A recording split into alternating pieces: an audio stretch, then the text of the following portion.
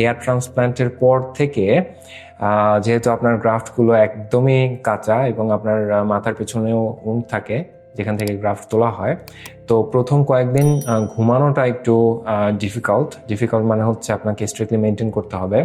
আপনাকে একদম স্ট্রেইট শুতে হবে। আপনি ডান বাম করতে পারবেন না। ডান বাম করতে গেলে হচ্ছে যে সাইডের যে গ্রাফটগুলো বসানো হয়েছে সেগুলো হচ্ছে ডিসলজ হয়ে যেতে পারে। সো ডিসলজ হয়তো হবে না, বাট তারা হচ্ছে সাজেস্ট করে একদম আপনি স্ট্রেইট শোন, এটা হচ্ছে গ্রাফটগুলোর জন্য বেটার। এর পাশাপাশি হচ্ছে মেডিসিনস সবকিছু চলতে থাকে। আর আরেকটা বিষয় হচ্ছে সার্জারির একদিন পরেই পেছনের ব্যান্ডেজ খুলে দেওয়া হয় যেখান থেকে গ্রাফটসগুলো তোলা হয়েছিল।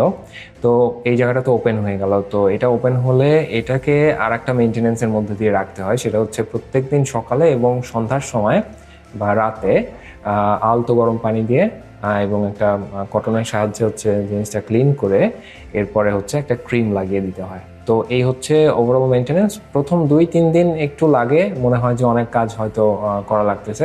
এরপর থেকে জিনিসটা ইউজড হয়ে যায়, আর 7 দিন পর থেকে আপনি একদম নর্মাল লাইফ লিড করতে পারবেন। তো আজকে আমি আবার আসলাম ক্লিনিকে। আজকে আমার হেড ওয়াশ করানোর জন্য আসতে বললো।